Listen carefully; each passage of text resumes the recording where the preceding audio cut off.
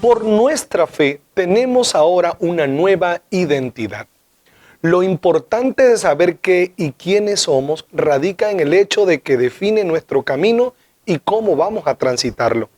Define también la conducta que tenemos y la percepción de las cosas. La crisis personal, la confusión y el extravío son inevitables cuando uno no entiende cuál es su identidad. Ahora que abrazamos la fe, somos de Cristo y dejamos de identificarnos, de parecernos al mundo y comenzamos a parecernos a Dios. Comenzamos a seguir el modelo que Jesús nos dio. Consideremos juntos lo que escribió el apóstol Pedro en 1 de Pedro, capítulo 2, versículos 9 y 10.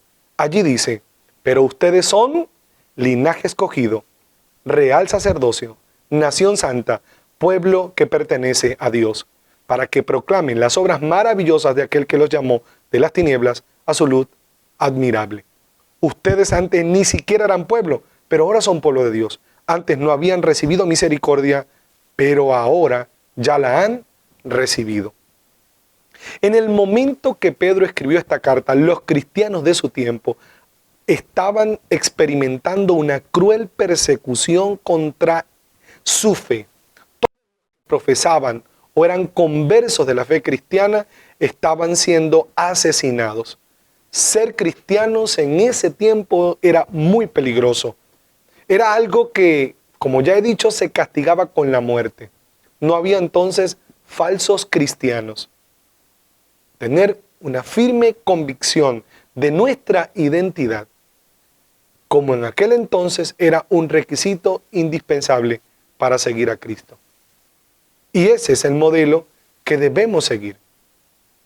Consideremos la definición de lo que es identidad y también identidad cristiana. La palabra identidad viene del término idéntico, que significa igual o muy parecido. Se entiende entonces que identidad es ser igual o parecido a, en nuestro caso, a Cristo.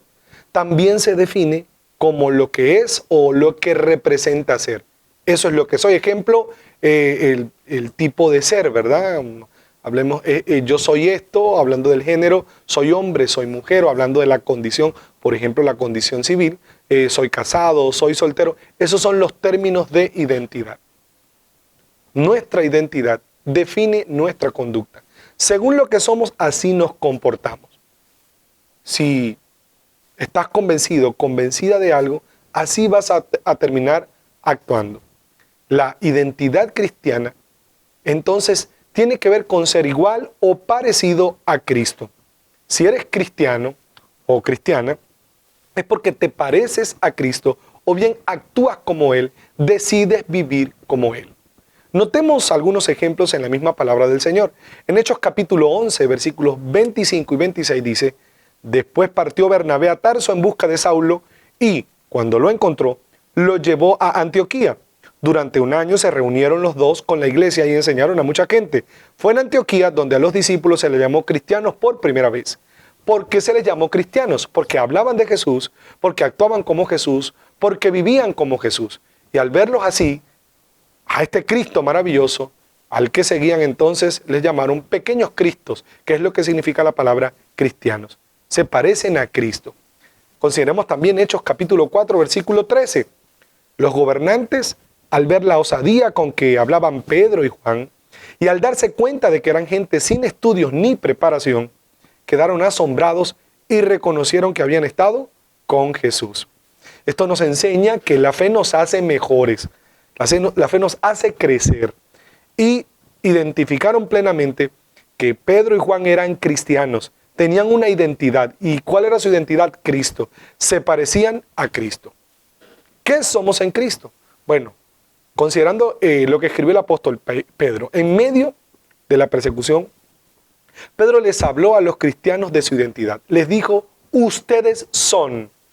Ustedes son. Son nos habla de identidad. Entonces, posteriormente, les mencionó lo que eran para que siempre recordaran cómo debían actuar.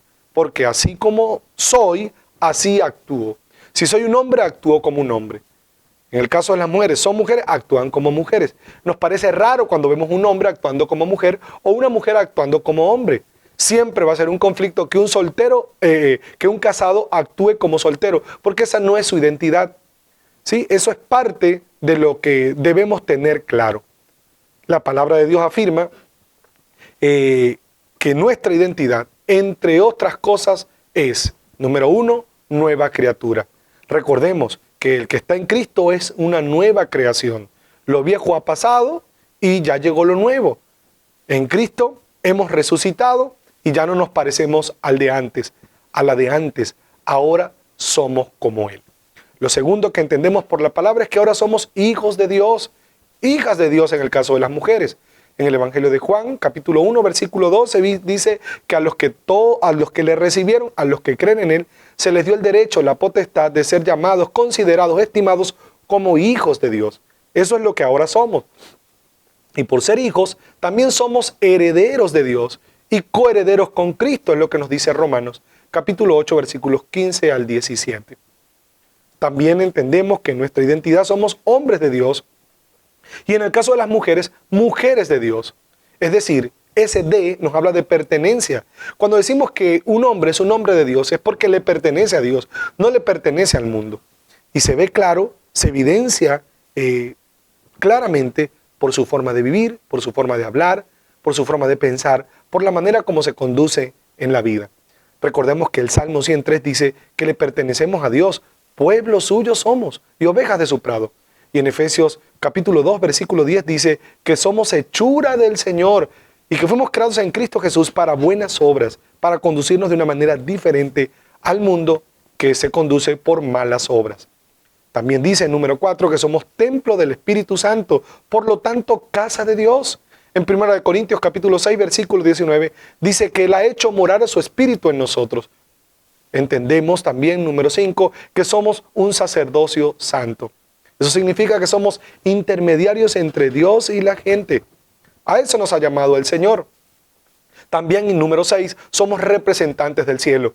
Como dice el apóstol Pablo escribiendo a los Corintios, segundo a los Corintios capítulo 5, versículo 20 dice que somos embajadores de Dios. ¿Y qué es un embajador? Un representante. Nosotros representamos al cielo en esta tierra.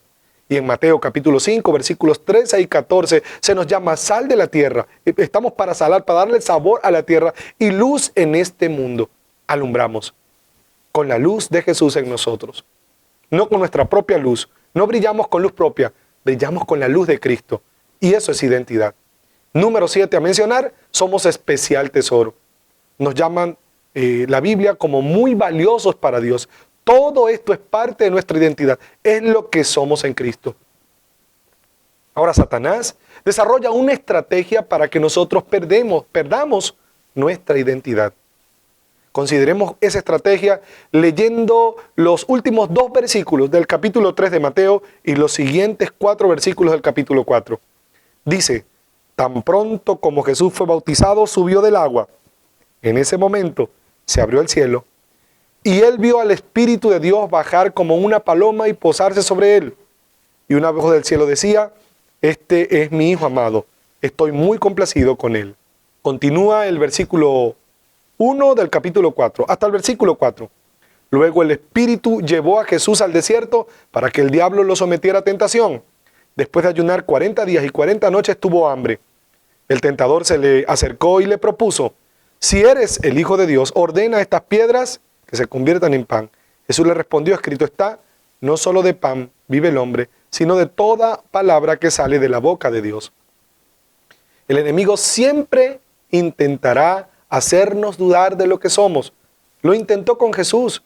Ya el Padre había dicho que Él era el Hijo de Dios. Y entonces 40 días después, atacando una necesidad real que Jesús tenía en ese momento, le intentó hacer dudar diciéndole, si eres hijo de Dios, di que estas piedras se conviertan en pan. Algo así como que un hijo de Dios no tiene por qué estar padeciendo esta necesidad que tú estás padeciendo ahora. Entonces, que las piedras se conviertan en pan, demuéstrate a ti mismo y demuéstrame a mí que eres hijo de Dios.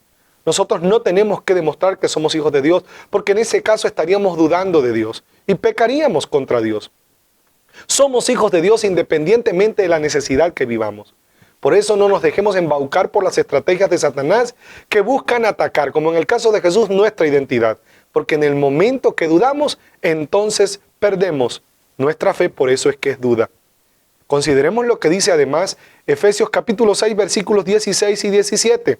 Dice de Satanás que él nos ataca. Además de todo esto, tomen el escudo de la fe con el cual puedan apagar todas las flechas encendidas del maligno. Tomen el casco de la salvación y la espada del Espíritu, que es la palabra de Dios. Como sabemos, lo que hemos leído, la tentación de Jesús, Jesús venció a Satanás con la palabra del Señor, con la fe que es el escudo. No, yo sigo creyendo que soy hijo de Dios, aunque tenga esta necesidad en este momento. Debemos tomar, por tanto, estas herramientas o estas armas espirituales que son la fe y la palabra de Dios, que es el asiento de nuestra fe, para vencer los ataques del diablo contra nuestra identidad cristiana, que es lo que siempre va a buscar atacar. ¿Es valiosa nuestra identidad? Claro que sí. Consideremos lo que el apóstol Pablo le escribió a los romanos en el capítulo 1, en el versículo 16. A la verdad dijo, no me avergüenzo del evangelio, pues es poder de Dios para la salvación de todos los que creen. Es una contradicción avergonzarse de lo que eres. Se entiende por vergüenza a la turbación de ánimo ocasionada por una falta cometida o por alguna acción deshonrosa y humillante, propia o ajena. Ser lo que somos de ninguna manera debe ser causa de vergüenza. ¿Por qué turbarnos por ser cristianos? ¿Por qué tenemos que tratar de encajar con el mundo? El Señor, en uno de los profetas mayores, nos manda a que ellos se conviertan a nosotros y no nosotros a ellos. Debemos con alegría levantar la cabeza por lo que somos. Porque vivir en la fe es vivir en el bien, es vivir en amor, es estar mejor. Y eso no debe turbar de ninguna manera nuestro ánimo. No es una falta seguir a Cristo, tener la fe. Más bien es una falta no tenerlo, no seguirlo. No es deshonroso, no es una acción que deshonra estar en Cristo, más bien es una acción que levanta. Así que no dejes que la corriente y la presión del mundo te arrastre en el sentido opuesto de lo que debes tener y sentir en tu corazón acerca de tu identidad. Tienes a Cristo y debes estar gozoso de eso, gozosa de eso. Debes defenderlo todo el tiempo. Ser lo que somos de ninguna manera, repito, debe ser vergüenza. Más bien tenemos el compromiso de compartir lo que somos a mucha gente que camina sin identidad. Jesús dijo, y el registro es del Evangelio de Lucas, capítulo 9, versículo 26, si alguien se avergüenza de mí y de mis palabras, el Hijo del Hombre se avergonzará de él cuando venga en su gloria y en la gloria del Padre y de los santos ángeles. Amados, hay recompensas eternas por esta fe que hemos abrazado. No hay duda de eso, la palabra del Señor lo afirma. Cierra tus ojos, abre tu corazón y que en este momento vamos a recibir todos juntos, lo creemos, del cielo, fortaleza para nuestra fe, de manera que levantemos nuestra fe en alto y que caminemos con la cabeza levantada, erguidos, sabiendo que lo que tenemos es valiosísimo. Tenemos la fe, nos levantamos en ella, confiamos en ella. Abrimos el corazón, continúa conectado, conectada con Dios, siendo fortalecido por el Espíritu Santo en oración, en tu fe, para que cada día creas más y estés más firme en lo que eres, gracias a Cristo.